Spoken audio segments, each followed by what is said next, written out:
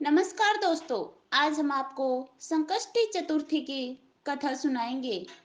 इस दिन भगवान श्री गणेश की एक दंत रूप में पूजा करने का विधान है। साथ में इस दिन चौथ माता तथा चंद्रदेव की पूजा भी की जाती है। इस चतुर्थी पर भगवान श्री गणेश का पूजन किया जाता है। हिंदू पंचांग में वैशाख माह में कृष्ण पक्ष की चतुर्थी को संकष्टी चतुर्थी होती है तथा यह व्रत सूर्य उदय से शुरू होता है और चंद्रमा उदय होने पर व्रत समाप्त होता है। 12 माह के अनुक्रम में यह सबसे बड़ी चतुर्थी मानी गई है। चतुर्थी के व्रतों के पालन से संकट से मुक्ति मिलती है और आर्थिक लाभ प्राप्त होता है। भविष्य पुराण में संकष्टी चतुर्थी की पूजा और व्रत करने से सभी तरह के कष्ट दूर हो जाते हैं। गणेश पुराण में इस व्रत के प्रभाव से सौभाग्य, समृद्धि और संतान का सुख मिलता है। शाम को चंद्रमा निकलने से पहले गणपति जी की एक बार और पूजा की जाती है।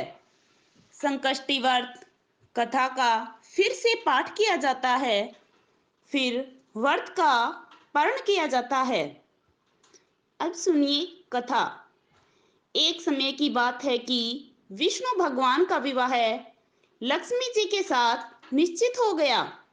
विवाह की तैयारी होने लगी थी।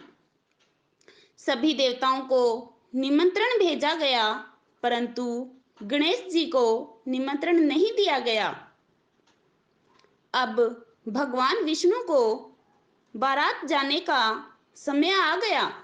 सभी देवता अपनी पत्नियों के साथ विवाह समारोह में आए। उन सभी ने देखा कि गणेश जी कहीं दिखाई नहीं दे रहे। तब वे आपस में चर्चा करने लगे कि क्या गणेश जी को न्योता नहीं दिया गया या स्वयं गणेश जी नहीं आए। सभी को इस बात पर आश्चर्य होने लगा।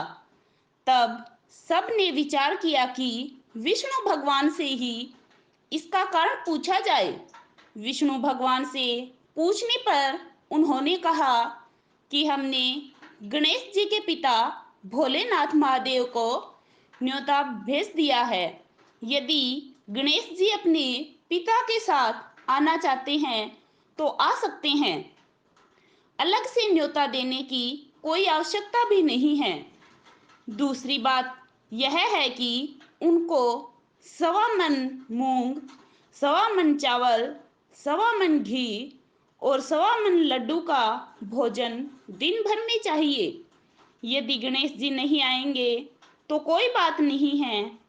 दूसरों के घर जाकर इतना सारा खाना पीना अच्छा भी नहीं लगता है। इतनी बात कर ही रहे थे कि किसी ने सुझाव दिया, यदि गणेश जी आ भी जाएंगे तो उनको द्वारपाल बनाकर बैठा देंगे कि तुम घर की ध्यान रखना। तुम तो चूहों पर बैठकर धीरे धीरे चलोगे तो बारात से बहुत पीछे रह जाओगे। यह सुझाव भी सबको पसंद आया तो विष्णु भगवान ने भी अपनी सहमति दे दी। होना क्या था कि इतने में गणेश जी वहां आ पहुंचे और उन्हें समझा बुझाकर घर की रखवाली करने बैठा दिया। बारात चली गई। तब नारद जी ने देखा कि गणेश जी तो दरवाजे पर ही बैठे हैं। तो वे गणेश जी के पास गए और रुकने का कारण पूछा।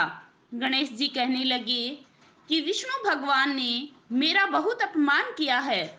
नारद जी ने कहा कि तुम अपनी मूषक सेना को आगे भेजो तो वह रास्ता खोद देगी, जिससे उनके वाहन धरती में धंस जाएंगे।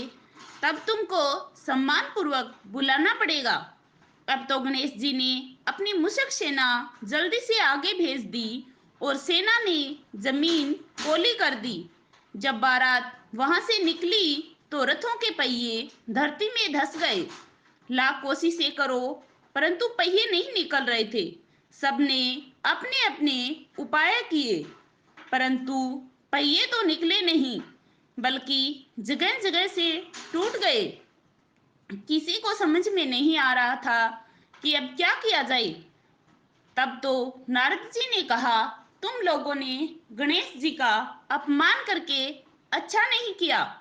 यदि उन्हें मनाकर लाया जाए तो तुम्हारा कार्य सिद्ध हो सकता है और यह संकट टल सकता है। शंकर भगवान ने अपने दूत नंदी को भेजा और कहा, गणेश जी को लेकर आए। गणेश जी का आदर सम्मान के साथ लेके आए, पूजन किया।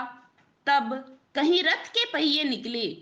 अब रथ के पहिए निकल गए परंतु वे टूटे फूटे थे, तो उन्हें सुधार कौन करेगा। पास के खेत में काम कर रहे उसे बुलाया गया।